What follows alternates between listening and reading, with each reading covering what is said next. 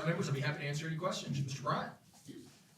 Mr. Chairman, notwithstanding all the glowing comments, this bill is a catastrophe for 10 of the largest school districts in the state, maybe more than that, who are receiving under the provisions of this bill well less than the average increase in funding experienced by the rest of the state.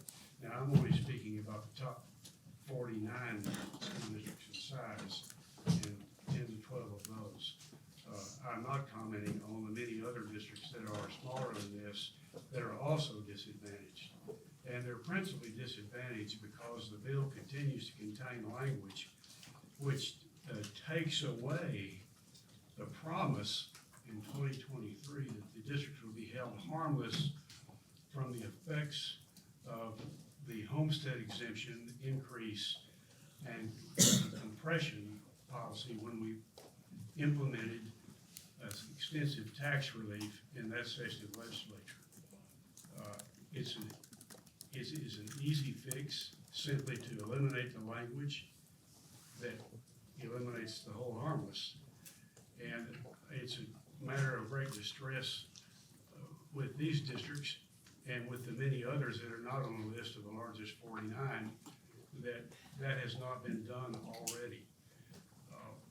Notwithstanding every positive thing that may have been said about this bill, in my own district in Dallas, we will not be able to operate in the second year of the biennium if these numbers are not changed. The district is already, because of what took place in 2023 in this legislature, $180 million in deficit operations utilizing its reserve funds to operate. It's just one of many that are in that situation. Inasmuch as a vote for this bill is a vote for the policy in this bill, I cannot, under the current circumstances, vote for it. If the chairman has any specific assurances to make with regard to this, I think it would be beneficial if we heard those. Thank you, Mr. Bryant. Well, first of all, I want to thank Dr. Elizalde and Mr. Segura, both the superintendents of Dallas and Austin ISD, for a great conversation about this very issue yesterday. And appreciate to have about an hour and 15-minute conversation with those school leaders to talk about their concerns about the bill.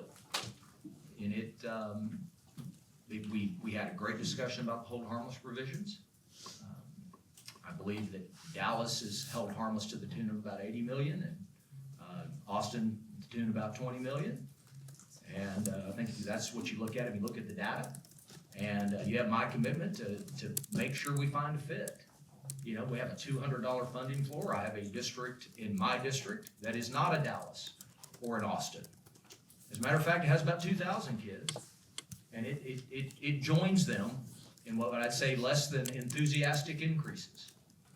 And so what we've learned, I believe, is that when you pull one string in the school finance system, it unravels something else. And our job over the next several days will be how to sew that together in a manner that continues to lift those that did not receive the increase that we expected. This is not anything aberrant or abnormal in a school finance bill. I remember 2019 seeing some run. I was just a freshman member and being completely underwhelmed. But I do know at the end of the process, it was historic for my school districts. And so you have my commitment to work with every member on this dais to begin to sew that back together so that we get it right.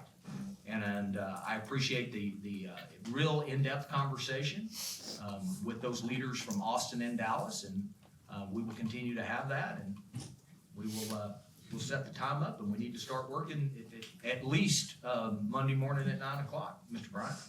Why are we voting a bill out that is so significantly flawed, or I would just eyeballing it, yes, more than 1 million of our 5.5 million students? Why wouldn't we wait and fix it? This is a committee. The purpose of the committee is to write a bill that we can all see out in the open, offer amendments and so forth Why wouldn't we do it here in the committee? Why are we being asked to vote this bill out today with such an enormous flaw in it? Well, I would say that you have to look at the process, as it is that we know that there is a timeline where we need to be able to have, meaningful discussions on this. The bill needs to get to the floor, and my commitment is to have the bill right when we get it to the floor. My desire was, which is impossible, and let's just keep this real clear, that when we looked at the runs, the runs that got to you late, the ones that I delayed the hearing by 2 days for, when we started having other folks that do school finance chime in, there is no one that agrees what the outcome is. But our gold standard is the LBB. That is who we'll make our decisions on. Other, very smart people, some folks that are in this room right now, have chimed in with districts, and their runs don't match what LBB said. And so, I think that's the issue with this, is that, you kick the can, you kick the can, you kick the can, you kick the can, and you run out of time. We have had good faith discussions over the last several weeks to get this bill right. These are complicated bills. We will vote on this bill today, and we will, I believe with the support of this committee, begin work to get it right and get it to the floor here when it's ready to go. Well, what is get it right? What do you mean by that? What result are you promising to obtain between now and the time the bill gets to the floor, if it's voted out? My commitment is to work to make sure that we are, that districts feel like and understand that the investments headed their way can be meaningful to them. And that depends who you ask. The conversation with Dallas was very different than the conversation with Austin of what they think perfection looks like. So there's two districts in the same boat, Mr. Bryant, that don't really agree on what that ought to be, because our districts are so unique. And so, I think if you want to make perfection be the enemy of the good, and if you think we can sit on this dais and talk this thing, I will tell you what we need to do is we need to pass the bill out of this committee, and we need to get it right so we can get it to the floor, and then let the Texas House weigh in on this. Because our constituency is obviously our school districts, but more so, it is our 135 colleagues as well, and the impact it has on their districts, sir. Well, but I ask, what specifically is it you're going to do between now and the floor that addresses this problem? I didn't hear the answer to that. The answer to that is we know we have some districts.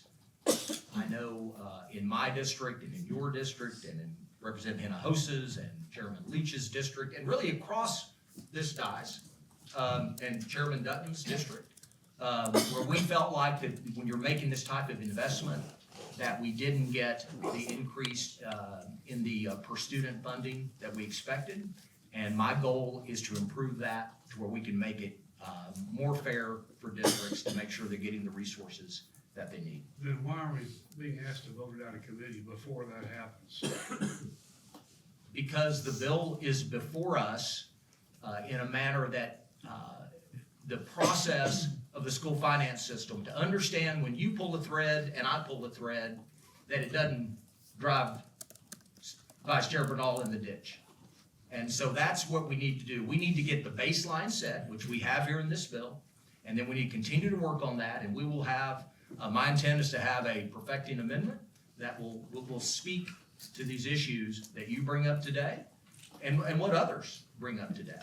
Because what I need to have is a commitment from this committee that we agree in the process of what we're doing. We may not agree with every outcome. I have several districts in my House district, and some of which did very, very well. I have a similar district that has nearly the same demographics and metrics that didn't. We're going to get to the bottom of that. We'll get to the bottom of the Dallas problem and the Austin problem and the Allen problem. That's my commitment.